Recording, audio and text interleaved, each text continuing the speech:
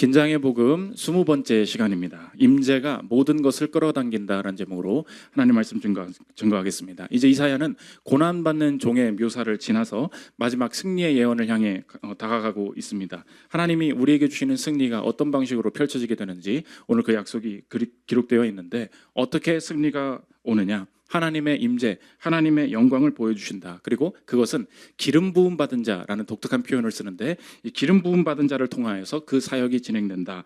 지금 이사야가 그렇게 예언하고 있습니다. 기름 부음 받은 자를 통한 승리가 우리의 삶에 어떻게 펼쳐지는지, 그 승리가 무엇인지 살피는 시간 갖도록 하겠습니다. 세 가지로 나눠서 살피겠습니다. 첫째로 살필 것은 임재의 긴박성입니다. 하나님이 우리에게 어떻게 삶의 승리를 주시는가, 만민에게 어떻게 자신이 승리하였음을 보여주시는가, 택한 자에게, 하나님의 백성에게 자신의 임재, 자신의 영광을 보여주시고, 그 영광 때문에 온 나라에, 온 열방에 그 매력과 힘이 열방을 이 택한 자들에게로 끌어모으게 되는 일이 일어나게 될 것이다 약속하고 있습니다. 60장 1절부터 3절 한번 보십시오. 일어나라, 빛을 발하라. 이는 내 빛이 이르렀고 여호와의 영광이 내 위에 임하였음이니라. 보라, 어둠이 땅을 덮을 것이며 캄캄함이 만민을 가리려니와 오직 여호와께서 내 위에 임하실 것이며 그의 영광이 내 위에 나타나리니 나라들은 내 빛으로, 왕들은 비치는 내 광명으로 나오리라. 여호와가 유다 백성 위에 영광이 임하게 된다. 그의 영광이 나의 위에 나타나게 된다. 그것이 하나님께서 우리의 삶에 승리를 주시는 방법이 된다는 것입니다. 우리의 삶에 하나님의 영광이 임한다. 하나님의 임재가 임한다. 그러면 어떤 일이 벌어지게 되느냐? 나라들이 내 빛으로 나온다. 왕들이 너의 광명으로 나오게 된다. 그러니까 우리의 삶을 향한 승리가 어떻게 찾아오게 되느냐? 나라들이 그 빛을 보고 나오게 된다. 우리에게로 가까이 오게 된다. 그래서 오늘 본문은 하나님이 주시는 승리가 우리에게 어떤 방식으로 찾아오게 되는지 그 원리, 그 순서를 보여주고 있는데, 정리하면 제목과 같다는 것입니다. 임재가 모든 것을 끌어당긴다는 거예요. 이게 바로 하나님이 일하시는 방식이 된다는 것입니다. 우리의 삶에 어떤 많은 문제들이 있는데 이 문제들을 하나씩 어떻게 해결해 가시는가? 저기 가서 이거 해결하고, 저 문제 저쪽에 저 지역으로 옮겨가서 저 문제 해결하고, 하나님이 그런 방식으로 해결하시지 않는다는 거예요. 하나님이 어떻게 해결하시느냐? 하나님의 영광으로, 성령으로 충만한 가득 채운 한 사람, 하나님이 빛을 비춰주시는 한 사람, 그 한 사람이 강력하게 그 가정에서, 그 나라에서, 그 회사에서, 그 교회에서 강력하게 한 사람이 하나님의 임재로 뒤덮이게 되는데, 문제는 그 사람이 무엇을 체험했다, 그 사람이 영광 가운데 있었다. 영광은 그렇게 그치지 않는다는 것입니다. 하나님의 영광이 임하게 되면 그 매력과 영광, 그 임재의 아름다움이 얼마나 큰지, 그 삶과 그 변화된 선포와 그 삶을 통하여서 일하시는 하나님의 권세와 능력이 강력하게 나타나서 그것을 보고 사람들이 어떤 영향을 받게 되냐? 나도 저렇게 살고 싶다, 나도 변화되기를 원한다, 저것이 맞다. 어떤 가정에서, 사회에서, 나라에서 영광으로 강력하게 무장한 한 인생이 하나님을 떠난 많은 사람들을 다시 회복시키고 끌어당기는 방식으로 하나님의 임재가 임하게 된다는 것입니다. 그러니까 하나님께서 저와 여러분의 삶에도 승리 주시려는 그 원리와 방식을 다시 우리가 확인할 필요가 있겠죠. 우리 가정에 이런 많은 문제들을 하나님께서 어디서부터 어떻게 해결하실까? 저 자녀는 언제 변할까? 우리 회사는 언제쯤 변할까? 이 나라가 언제쯤 회복될까? 어떻게 하나님께서 하신다고요? 나에게 빛을 비추어 주시면서, 나의 인생에 영광을 보여주시면서, 하나님이 이 회사의 모든 업무들, 나의 인생의 모든 커리어를 어떻게 해결하실까? 그러면서 내가 여러 방식으로 다른 해결책과 다른 논의들을 하면서 많이 돌아다녀 봤습니다. 하나님이 예배 가운데 보여주시는 게 뭐예요? 그 해결이 다른 곳에 있지 않다는 것입니다. 하나님께서 나로부터 인생의 회복을 시작하시고 이 전체 열방의 회복을 시작하시는데, 그 승리의 방식이 뭐라고요? 한 사람에게, 택한 사람에게, 그 작은 자 한 사람에게 영광과 임재, 강력한 빛을 비추어 주심으로 열방이, 만민이 내게로 나오게 되는 자기장 같은 끌어당김의 역사가 분명히 있다는 것입니다.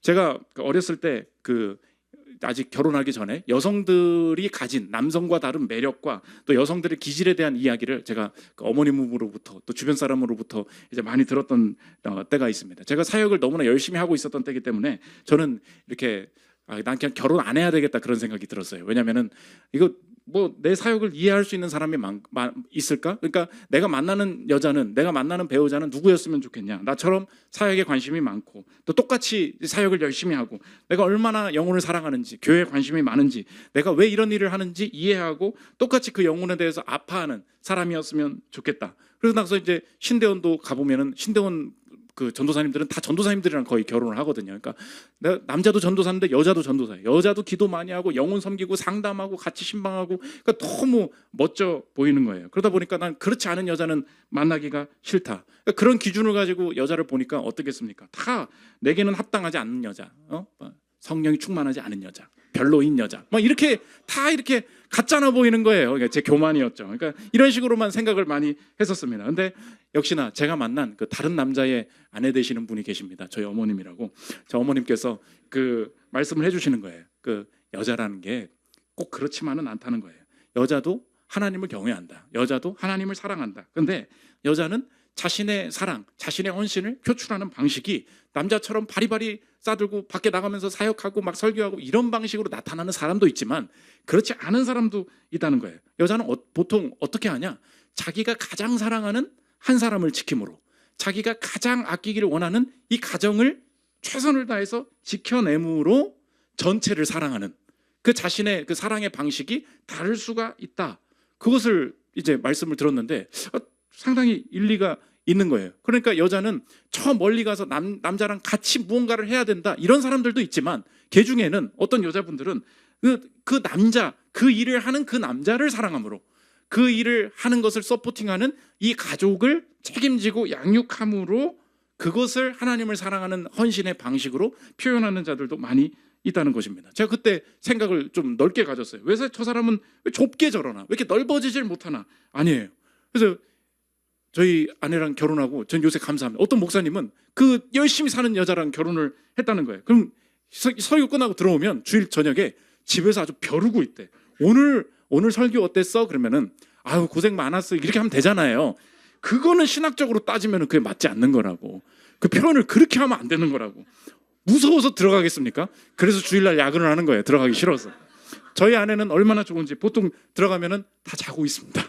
얼마나 고마운지. 벼르고 있잖아요. 뭐라고 말했는지도 몰라요. 애들 키우느라고 뭐라고 했는지도 잘 기억을 못해요. 그러니까 하나님께서 어떤 방식으로 일을 하십니까? 이 여성의 리더십과 굉장히 유사해요. 하나님께서 온 열방을 다스리신대요. 아니 뭐 언제 이 가정을 회복시키신대요. 어떻게 이 직장에서 하나님이 함께 하신대요. 뭐가 안 보여요. 어떻게 하십니까? 나에게 일을 행하신다는 거예요. 나에게 어떻게 해요? 빛을 비춰주세요. 영광을 보여주세요. 임재 가운데 충만하게 내 인생을 회복시키세요. 그러면 그 회복이 내 주변을 향해서 퍼져나가게 되고 자기장같이 주변의 영향력이 이제 끌려오게 된다는 것입니다. 그래서 알렉 모티어 이사야 주석 쓰신 분이 이렇게 멋지게 표현합니다. 들어보십시오. 여호와가 시온을 위해 행하는 일은 세계를 위해 행하는 일이라는 것이다. 여호와가 시온을 위해 행하는 일은 전 세계적인 의미를 지니고 세계의 구원은 시온을 통해서 이루어진다. 어둠은 사람들의 삶의 환경임과 동시에 사람들이 겪는 일이지만 그 해법은 어디 있대요? 내게 일어나는 일에 있다. 그러니까 이 시대의 모든 회복이 어디서부터예요? 나로부터예요. 열방의 회복이 어디로부터예요? 이 교회로부터예요. 우리 직장의 회복이 어디로부터예요? 우리 부서부터예요.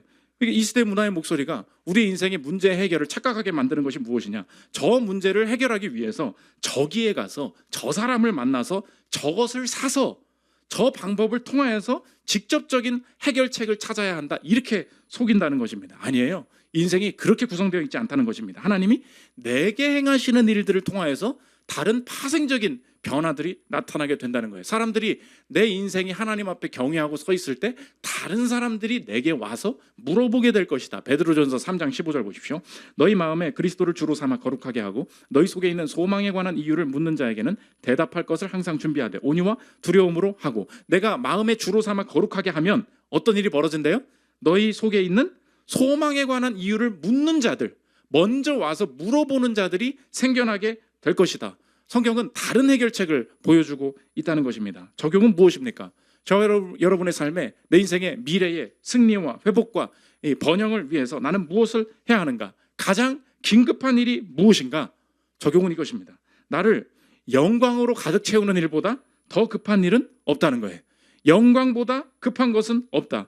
여러분의 인생의 모든 문제들이 하나님의 뜻대로 해결되고 참된 변화의 능력이 나타나길 원합니까? 그러면 그때에 가장 시급한 문제가 무엇이냐? 아들의 회복, 부모의 회복, 자녀 건강, 자녀 성적, 이직 잘하기. 내 인생에 지금 시급한 문제들이 너무너무 많이 있어요. 그래서 너무 급하다 보니까 잠깐 시간 내서 교회에 왔는데 하나님께서는 뭐라고 말씀하시냐? 그게 가장 급한 문제가 아니라는 거예요.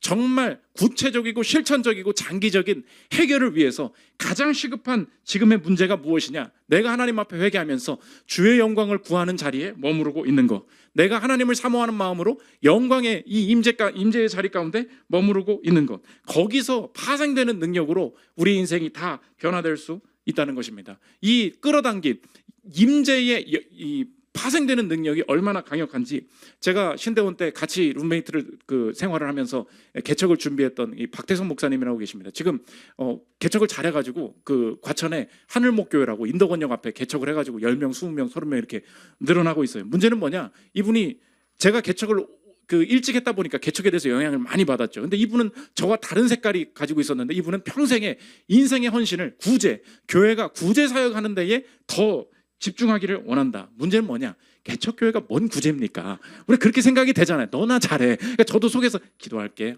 주님이 함께 해주실 거라고. 근데 속으로 돈은 있냐?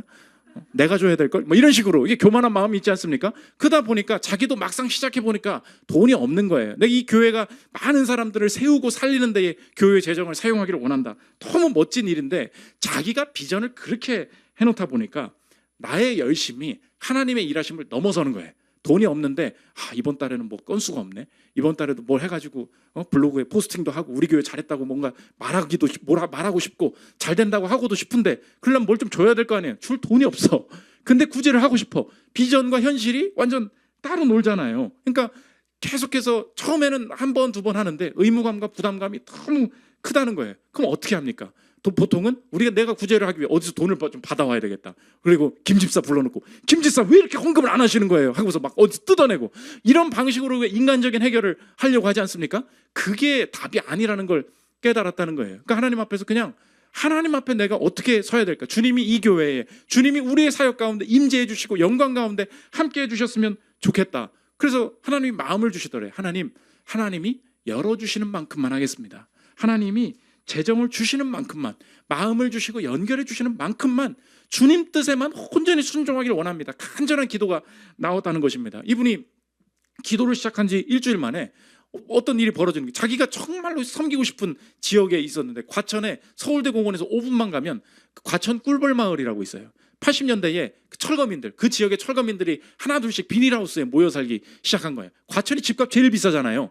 그런데 서울대공원에서 5분만 가면은 그 비닐하우스 단지가 어마어마하게 있다는 걸 알고 거기서 자기가 이불 몇 개 들고 가가지고 줬는데 자기 재정으로는 택도 없는 거야. 그러니까 이게 자기가 부담인 거예요. 할 일은 많은데 내 능력이 부족이다. 그 상황에서 하나님 주시는 만큼만 하겠습니다 하면서 하나님의 임재로 주님 주시는 마음 안에 거하는 것으로 확 자신의 인생이 변화됐는데 일주일 만에 이상한 전화가 왔다는 거예요. 저 멀리서 미국 시카고에서. 들어보십시오. 이렇게 기도를 시작한 지 일주일 만에 미국에서 한 통의 전화가 왔습니다. 시카고 사랑의 교회에 출석하고 있는, 제가 허락받고 얘기하는 거예요. 이거 갖다 쓸게. 그래서 김진아 성도님이었습니다. 머나먼 미국에서 한국에 있는 이제 막 개척한 작은 교회를 어떻게 알고 연락했는지 물어보았습니다. 김진아 성도는 교회 안에서 한 전도사님과 함께 구제그룹 어번던트를 만들어 모금을 해왔고 하나님께서 한국에 있는 비닐하우스에 대한 마음을 주셨다고 합니다. 그래서 순종하는 마음으로 비닐하우스에 사는 분들을 도우려고 노력했는데 길이 열리지 않았다고 합니다. 마침 한국에 들어가는 두 가정을 통해서 이 일을 진행하고 싶었는데 시간은 다가오고 길은 열리지 않던 와중에 하늘목교회를 알게 되었다고 합니다. 하늘목교회가 지난 성탄 구제로 과천 꿀벌마을에 사랑을 전했는데 그걸 인터넷으로 검색하다가 알게 된 겁니다. 마지막 여기에 저에게 꿀벌마을 구제는 어려운 일이 아닙니다. 다만 재정이 넉넉하지 않아서 못할 뿐입니다. 반면 미국에 있는 어번던트는 재정이 있어도 이 일을 실행해 줄 사람이 없었습니다. 그래서 중간에 하나님이 다리를 놓아 주셨습니다. 하나님의 일이 어떻게 일어나요? 내 인생에 돈도 없고 할 여력도 없고 아무것도 없어서 이 위축돼 있던 한 목사가 있었습니다.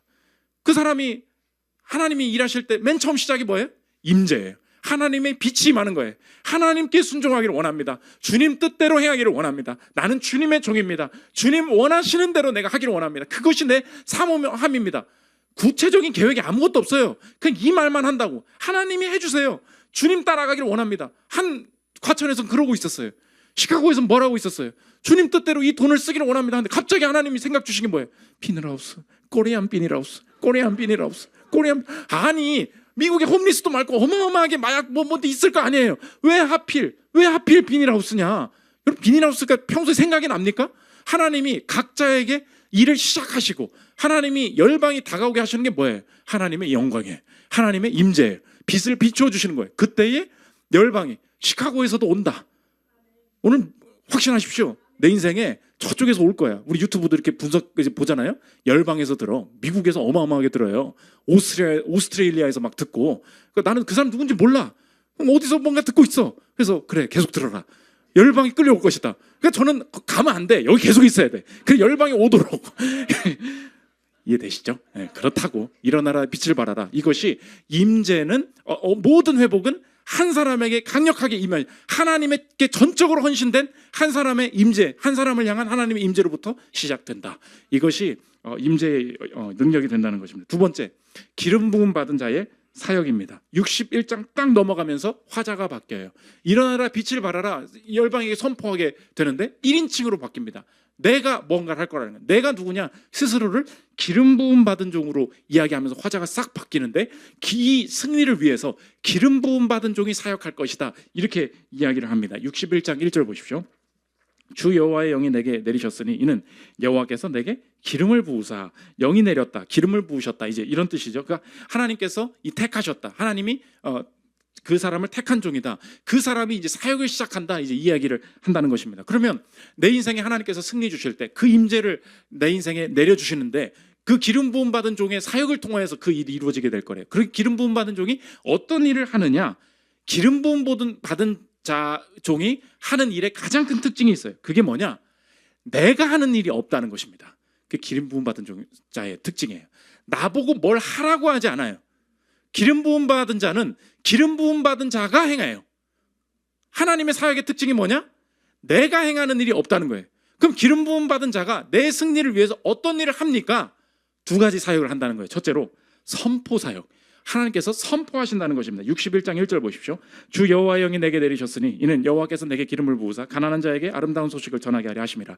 나를 보내사 마음이 상한 자를 고치며 포로된 자에게 자유를, 갇힌 자에게 노임을 선포하며 여호와의 은혜의 해와 우리 하나님의 보복의 날을 선포하여 모든 슬픈 자를 위로하되. 선포하는 일을 기름 부음 받은 자가 시작을 한다. 선포가 무엇입니까? 크게 외치는 거죠. 그러니까 우리가 이런 말을 들으면 실제적인 능력이 다가오지가 않아요. 한번 생각해 보십시오. 너는 자유야. 내가 갇혀 있어요. 근데 누가 선포를 해줘. 너는 자유야. 부자 되세요. 됩니까? 그러니까 이게 meaningless, 의미가 없는 거예요. 이게 우리의 착각이에요. 기름 부음 받은 자의 선포 사역의 특징이 뭐냐? 하나님의 말씀은 실행과 성취가 포함된 개념이라는 것입니다. 우리의 인생의 착각이 이거예요. 사람은 말을 해요. 그러면 저 문 좀 닫아주세요. 이렇게 하면 어떻게 해요? 문이 안 닫혀요. 이 문 좀 닫아주세요를 알아먹은 어떤 성도가 가서 문을 닫아줘야 된다고. 내 말과 성취자, 실행자는 따로 있어요. 하나님은 그렇지 않다는 거예요. 하나님의 말씀은 곧 실행이고 하나님의 말씀은 곧 성취라는 거예요.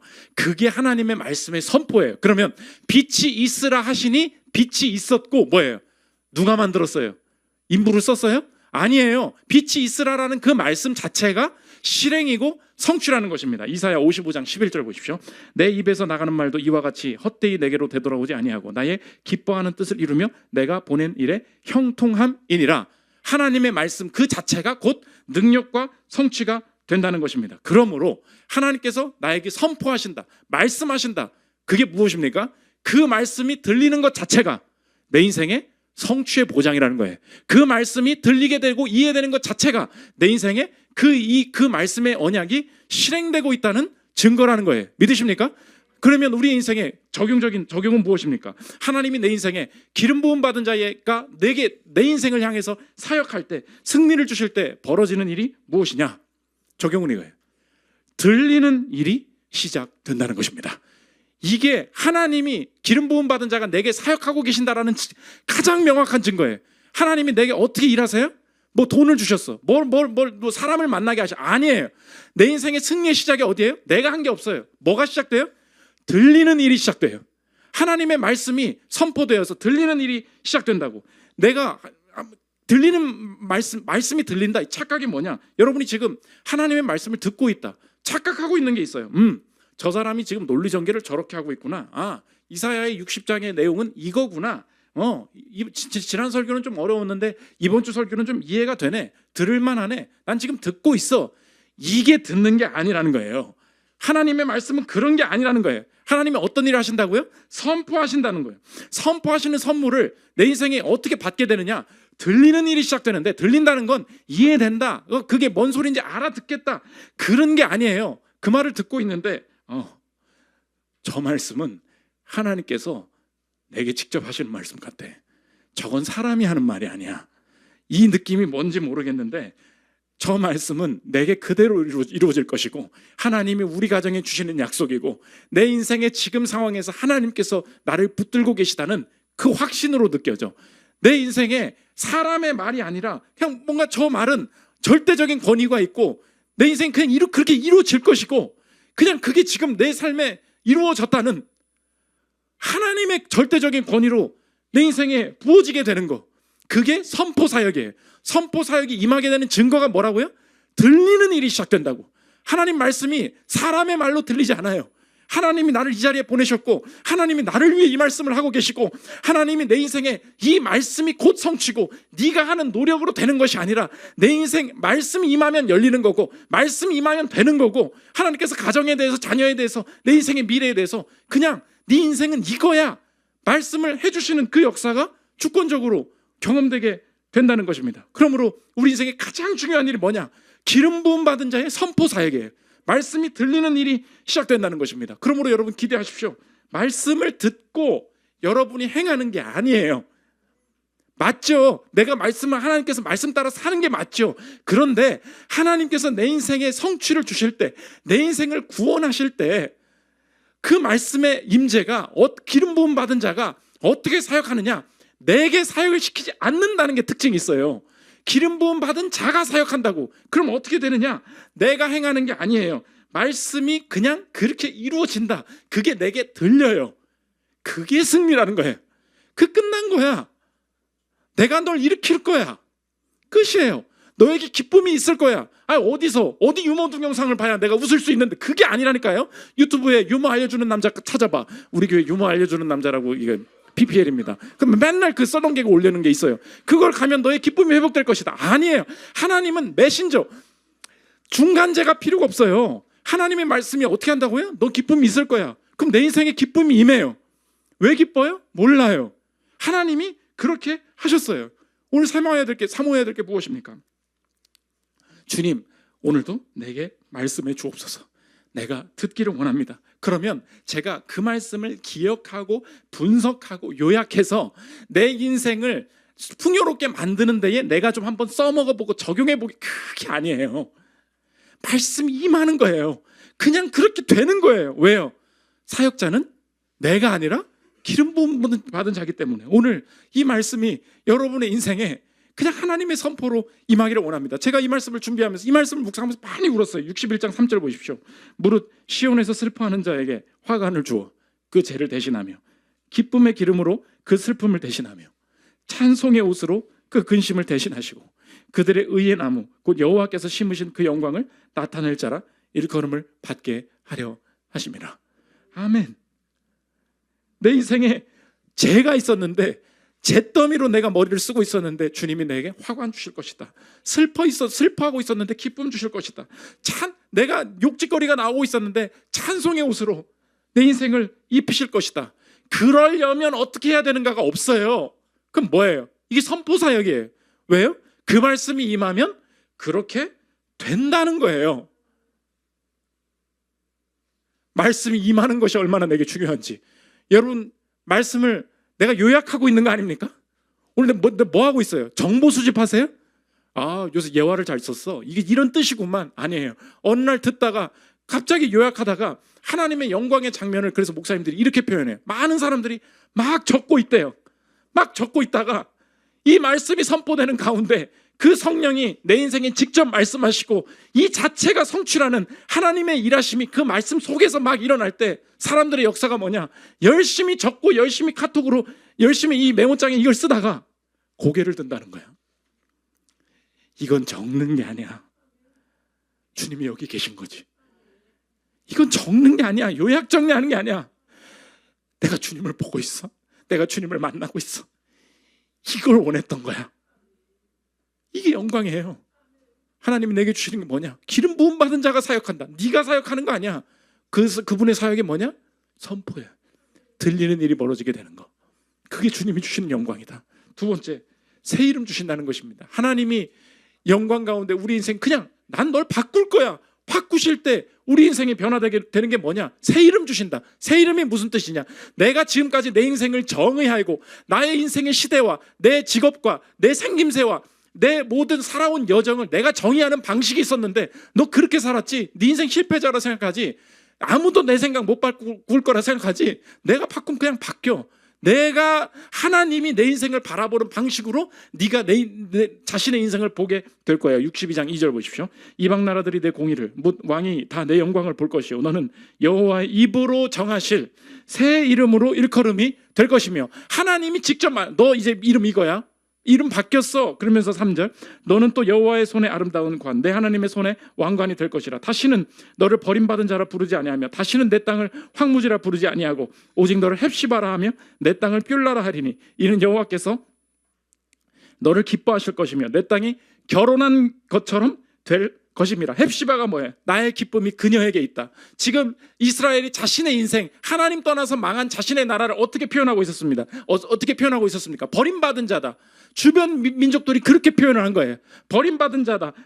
네 땅이 황무지다. 그렇게 이야기하고 있었어요. 근데 하나님이 황무지예요. 안 바뀌었어 아무것도. 근데 하나님의 사역이 뭐예요? 선포 사역이라고. 선포하면서 뭐 주세요? 새 이름 주세요. 너 뭐래요? 헵시바래요. 헵시바가 뭐예요? 내 기쁨이 그녀에게 있다. 하나님이 날 기뻐하신다. 그냥 그렇게 됐네요. 뷸라가 뭐예요? 내 인생 이 여자가 결혼한 여인이다. 하나님 앞에 버림받은 자였거든요. 남편 있는 여인이다. 결혼한 여인이다. 이 인생은 이제 안전하다. 하나님이 그냥 그렇게 해보신다는 거예요. 적용이 무엇입니까? 하나님의 임재가 임하잖아요. 내가 들리는 일이 시작돼요. 그때 변화되는 게 뭐냐? 내 인생에 내가 지금까지 바라보고 있던 어떤 문제에 대한 어떤 사람에 대한 새로운 해석, 새로운 정체성이 시작돼서 변화되지 않는다는 거예요. 내 인생에 끊임없이 이 아파했던 문제들이 있었어요. 하나님이 내 인생을 다시 정리하신다는 거예요. 다르게 인식돼요. 내 인생이 이렇게 살지 않아도 되는구나. 그렇게 생각하지 않아도 되는구나. 축구 선수 중에 아시죠? 이동국이라고. 부상의 왕자. 너무 부상이 많아. 제가 그분 이제 기록들을 보는데 될 만하면 부상, 될 만하면 부상, 될 만하면 부상. 근데 그분이 행복하게 살더라고요. 왜냐? 내가 내 자신의 이 인생 자체를 축구 선수라고 생각하지 않는다는 거예요. 들어보십시오. 선수로서 최고점, 가장 잘해야 하는 시기임에도 많은 경기를 뛰지는 못했다. 심적으로 힘들었지만 삶이 무너져 내릴 일은 아니었다. 축구 선수라는 것이 직업이지 나의 모든 것은 아니라는 것을 느끼기 시작했다. 누구나 직업을 갖고 있듯 나 역시 하나의 일을 하고 있고 그게 축구라는 생각을 했다. 가족과 함께 삶이 단단해지니 축구 선수로서의 커리어가 흔들려도 오래지 않아 중심을 잡을 수 있었다. 벤치에 앉아 동료의 활약을 지켜보아야 했던 경험 덕분에 동료와 후배, 선배를 더 이해하게 되었다. 영국에서 나는 정신적으로는 더 성장했다고 생각한다. 여러분, 하나님께서 지금 이 시기 내 인생 주님이 다시 정의하기를 원하십니다. 하나님이 주시는 새 이름 무엇입니까? 내가 널 헵시바라 할 거야. 내가 널 뷸라라 할 거야. 너의 인생이 얼마나 존귀한지, 내가 너의 인생을 얼마나 버리지 않고 붙들고 있는지, 이 바닥에서, 이 가난 중에서, 이 외로움 속에서 주님과 함께 동행하는 너의 인생이 얼마나 아름다운지, 너는 내가 너를 바라보는 방식으로 너도 너의 인생을 보게 될 거야. 이번 주에 아내한테 고맙더라고요. 아내 등하원을 다 시키고 이렇게 해야 되지 않습니까? 그러면 보통 이제 육아를 하는 사람 입장에서는 나 이제 언제 또 애 봐야 되고 막 그런데 고맙다 그러고 자기 고맙대. 나한테 오히려 고맙대. 왜냐하면 애를 데리고 갈 시간이 되면 너무 행복하대요. 애를 데리고 갈 시간이 됐구나. 내가 엄마로서 이 아이를 맞아줄 수 있는 시간이 있구나. 하나님께서 마음을 바꿔주셨대. 힘들어. 이거 언제 다 하나? 아니에요. 하나님이 내 인생의 상황들을 바꿔주세요. 맞아요. 박봉이에요. 맞아요. 내 인생 일이 많아요. 맞아요. 우리 가정 형편없어요. 맞아요. 나 못생겼어요. 맞아요. 내 학벌이 좋지 않아요. 맞다니까. 맞는데 맞는 것보다 더 맞는 게 있어. 그게 하나님 말씀이에요. 그냥 그렇게 될 거야. 너는 여기서 행복해질 거야. 넌 이 상황에서도 기쁨이 있을 거야. 그러면 너네 시바야. 넌 뮬라야. 된다고. 그렇게 해서 버틸 수 있다는 것입니다. 마지막 세 번째, 기름 부음 받은 자의 생략입니다. 이 기름 부음 받은 자가 도대체 누구냐? 이사야 61장 1절 보십시오. 주 여호와의 영이 내게 내리셨으니 이는 여호와께서 내게 기름을 부으사 가난한 자에게 아름다운 소식을 전하게 하려 하심이라. 나를 보내사 마음이 상한 자를 고치며 포로된 자에게 자유를, 갇힌 자에게 노임을 선포하며 여호와의 은혜의 해와 우리 하나님의 보복의 날을 선포하여 슬픈 자를 위로하되. 내가 이렇게 하려고 왔다는 거예요. 이사야는 끝까지 이게 누군지 말 안 해. 근데 이 땅에 예수님이 오셨을 때 갑자기 회당에 들어가서 성경을 딱 펴시고 갑자기 편 책이 뭐냐? 그게 이사야 61장인 거예요. 갑자기 읽더니 뭐라고 말씀하십니다. 누가복음 4장 16절 보십시오. 예수께서 그 자라나신 곳 나사렛에 이르사 안식일을 늘 하시던 대로 회당에 들어가서 성경을 읽으려고 서심해 선지자 이사야의 글을 드리거늘 책을 펴서 이렇게 기록된 데를 찾으시니 곧 여기죠. 주의 성령이 내게 임하였으니 이는 가난한 자에게 복음을 전하게 하시려고 내게 기름을 부으시고 나를 보내사 포로된 자에게 자유를, 눈먼 자에게 다시 보게 함을 전파하여 눌린 자를 자유롭게 하고 주의 은혜를 전파하게 하려 하심이라 하였더라. 그 다음에 책을 덮어 그 맡은 자들에게 주시고 앉으시니 회당에 있는 자들이 다 주목하여 이르되 이에 예수께서 그들에게 말씀하시되 이 글이 오늘 너희 귀에 응하였느니라 하시니. 영어로 뭐라 그래? Today this scripture has been fulfilled in your hearing. 네가 듣는 이곳에서 이게 이루어져 버렸다. 이런 권위자가 이 세상에 어디 있습니까? This scripture has been fulfilled in your hearing. 네가 지금 이거 듣고 있지? 너한테 이루어졌어. 너 자유하게 될 거야. 너 인생 구원받을 거야. 이 말을 읽는 것이 선포라고 말하는 권위자가 어디 있습니까? 그런데 예수님이 깜빡하셨나 봐. 하나를 빼고 읽었어요. 똑같이 읽은 거 아니야? 아니야. 예수님이 내가 기름 부음 받은 자인데 나는 너네한테 요건 빼고 줘야 되겠다. 하나님께서 하나를 빼셨습니다. 뭐가 빠졌을까요? 똑같이 한 것 같은데 비교해서 보십시오. 누가복음 4장 18절 보십시오. 주의 성령이 내게 임하였으니 이거 합쳐놨는데 다시 뺐구만. 주의 은혜를 전파하게 하려 하심이라 하였더라. 주의 은혜를 전파했죠. 이거 그대로잖아. 근데 61장 1절에서 하나 빼먹고 가져왔어. 61장 1절 보십시오. 주 여호와의 영이 내게 내리셨으니 여호와의 은혜의 해와 우리 하나님의 보복의 날을 선포하여 모든 슬픈 자를 위로하되. 뭐가 빠졌어요? 보복의 날이 빠졌어요. 왜 그러한가? 하나님이 주시는 은혜의 해는 곧 보복의 날이라는 거예요. 하나님을 따른 자에게 은혜가 임하고 하나님을 따르지 않은 자에게 보복이 임하는데 너희들에게 은혜의 해가 선포되는데 보복은 내가 가져가겠다. 이게 기름 부음 받은 자의 사역이었어요. 마지막 주님의 사역이 뭐냐? 내가 대신 보복당하러 왔다. 예수님께서 우리 인생에 쏟아져야 할 모든 죄와 저주와 사망과 심판을 그 보복의 날을 자신이 가져가심으로 이제 너희에게 선포될 것은 이사야의 말씀이 다시 임하게 되어야 하는데 보복의 날이 실행되었다. 예수 그리스도께서 내 대신 죽으심으로 말미암아 우리 인생에 남은 것, 너의 인생에 임할 것은 은혜의 해밖에 남지 않았다. 그것이 주님께서 우리에게 주신 약속이라는 것입니다. 죽음이라는 보복이 하나님을 떠난 모든 자에게, 이 자리에 이 장소에 있는 저와 여러분 모두에게 하나님의 심판이 죽음으로 찾아오게 되는데 예수 그리스도께서 내 대신 보복당하시고 내 대신 죽으심을 믿는 자마다 주님이 결코 우리 인생을 다시 보복하지 않으실 것을 믿으십니까? 그렇다면 이제 알 수 있죠. 내 인생에 닥쳐올 죽음도 은혜예요. 그러므로 죽음도 보복이 아닌 은혜로 바꾸어 주셨으니 그 말씀이 임했다면 오늘의 인생도 이제 내가 새 이름으로 다시 보기를 원합니다. 돈이 없고 성적이 이렇고 나이가 이렇고 건강이 이렇고 내 인생에 하나님께서 고난이나 어려운 일을 주실 때에도 그것이 결코 하나님이 나를 향한 보복도 아니요, 내 인생의 저주도 아니요, 내 인생의 형벌도 아니요, 주님께서 이 고난을 통하여서 주의 승리, 그의 영광의 임재를 드러내시기 위한 방법임을 알고 이 남은 인생의 고난을 통과하는 영광을 통해 주님 앞에 주님을 찬송하고 주님께 영광 돌리기를 원한다. 이 거룩한 다짐이 가능할 수 있다는 것입니다. 우리 인생에 가장 긴급한 것이 무엇인가? 주님, 나는 주님의 것입니다. 주님이 빛 비춰주시지 않으면 내 인생 살 수 없습니다. 내가 영광으로 가득 채워짐으로 말미암아 모든 변화가 시작되게 하여 주옵소서. 이 담대한 확신과 사모함을 가지고 영광으로 말미암아 충만한 변화를 경험하는 저 여러분들 되시기를 기도합니다. 우리 찬양하고 기도한 시간 하도록 하겠습니다.